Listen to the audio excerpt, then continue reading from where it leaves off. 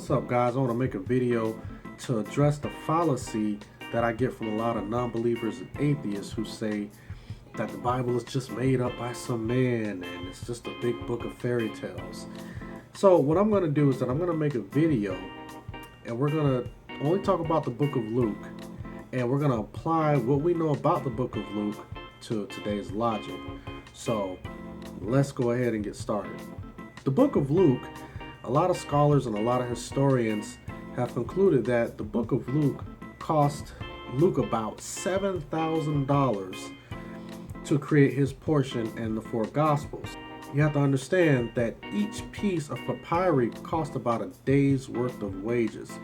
So if we were to equate that into the day's wages, that would probably be about $150 to $200 per sheet of paper. Okay, so think about it.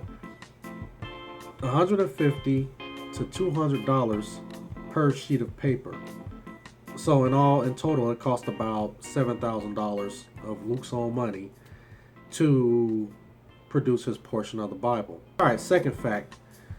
So if you think about people in ancient Israel around that time, around 1 out of 5 people could actually read or write at that time. That was a whole bunch of people who were basically illiterate at that time and who really didn't read or write and probably didn't really care about reading or writing at the time during the 1st century AD. So them picking up a book out of their local library or their local Christian bookstore, most likely that wouldn't have happened. So if we put it all together, Luke took $7,000 of his own money to produce a book talking about an imaginary character, to produce it to maybe 1 out of 5 people at that time who can actually read or write. So the logic is where? I mean, if you ask me, it seems like that would be a waste of money for someone to take $7,000 of their own money and produce one book and disperse it to who? I mean, who could actually read or write? But if you think about it, I mean, I'm not the smartest businessman in the world, but he's not getting a real good ROI.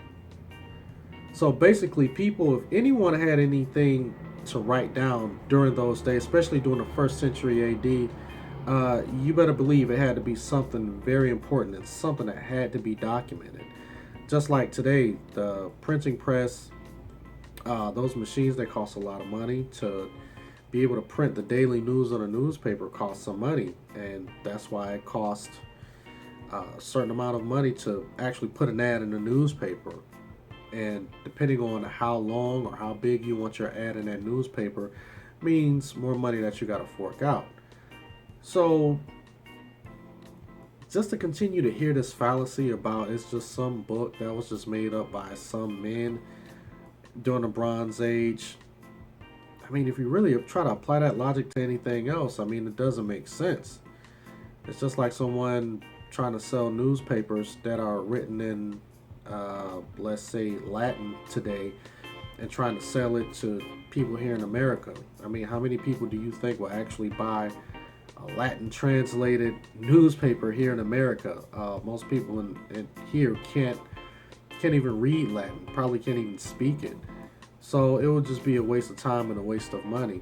So that's how we have to look at the gospel, especially the book of Luke. And I just used the book of Luke as an example to show you how it's so illogical for someone to just make up some book just because they want to try to push some type of religion, by the way, which was actually illegal at the time, and most likely trying to push some new religion would ultimately lead to death. So, which all 11 of the disciples suffered just by preaching the word of Christ.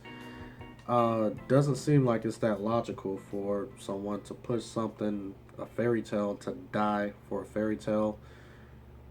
I mean, you're not going to see the benefits of it, so you die for what reason?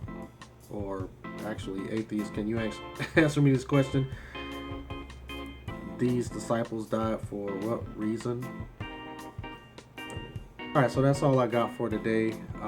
Just a quick video I wanted to do to kind of touch on that logic and rationale that I always hear from a lot of atheists and non-believers. So you guys subscribe, comment, thumbs up. Let me know what you think in the comment section. And atheists and non-believers, I love hearing from you guys. So if you guys would go ahead and post a comment, I greatly appreciate it. And let's talk about it. Let's discuss it. Show me your sources. I'll show you mine. And as always, you guys have a blessed day.